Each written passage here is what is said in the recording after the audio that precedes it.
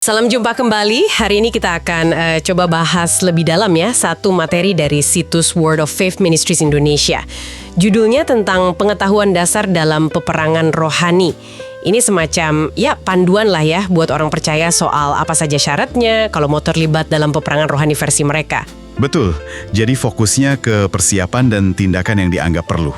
Iya, nah misi kita sekarang ini mau coba mengurai poin-poin utamanya. Apa sih syaratnya, terus konsep otoritasnya gimana, dan senjata rohani apa yang ditekankan sama mereka. Oke, kita mulai aja ya. Boleh, silakan. Oke, jadi sumber ini mulai dari fondasi dulu nih, syarat dasarnya. Dibilang kalau seseorang itu harus pertama, lahir kembali, ini maksudnya pertobatan pribadi ya, hidup baru dalam iman, terus juga harus dipenuhi Roh Kudus. Iya. Dan mereka pakai ilustrasi dari Mazmur juga ya, kalau tidak salah. Betul, Mazmur 24 ayat 3-4. Nah, syarat berikutnya ini cukup spesifik.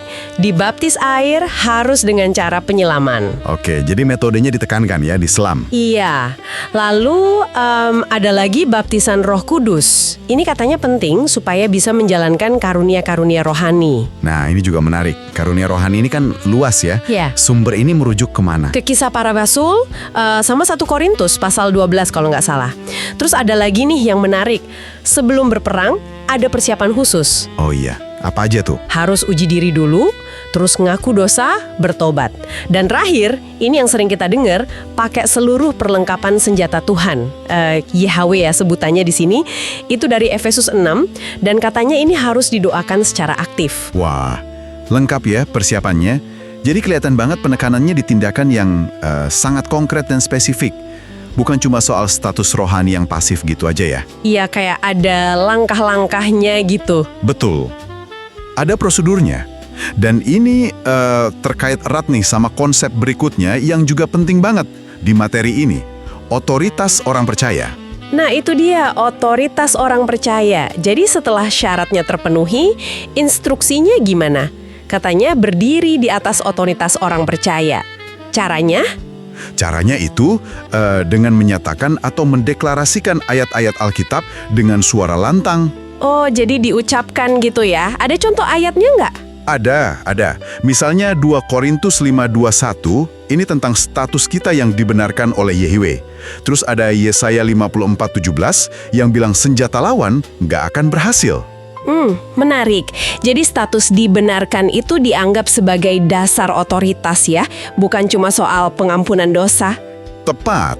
Menurut kerangka sumber ini, dibenarkan itu memberi kita posisi hukum rohani yang sah untuk bertindak atas nama Tuhan.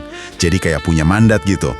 Ada ayat lain juga yang sering dipakai. Apalagi tuh? Misalnya, Yesaya 59 ayat 19b, tentang roh Tuhan yang jadi penghalang musuh.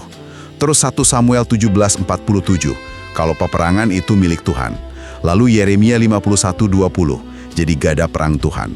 Dan yang cukup terkenal, Lukas 10 ayat 19. Oh, yang soal kuasa menginjak ular dan kalajengking itu ya? Iya, betul. Dan kuasa atas segala kekuatan musuh. Nah, yang perlu dicatat juga, interpretasi simbolis mereka terhadap ayat-ayat ini. Maksudnya gimana tuh? Ya misalnya ular dan kalajengking di Lukas tadi, atau gunung di Markus 11:23, itu nggak cuma diartikan literal, tapi bisa ditafsirkan sebagai iblis, roh-roh jahat, atau bahkan agen manusia mereka, masalah hidup, atau keadaan sulit. Oh gitu, jadi ayatnya diaplikasikan ke situasi-situasi nyata ya, lewat tafsiran simbolis itu. Persis.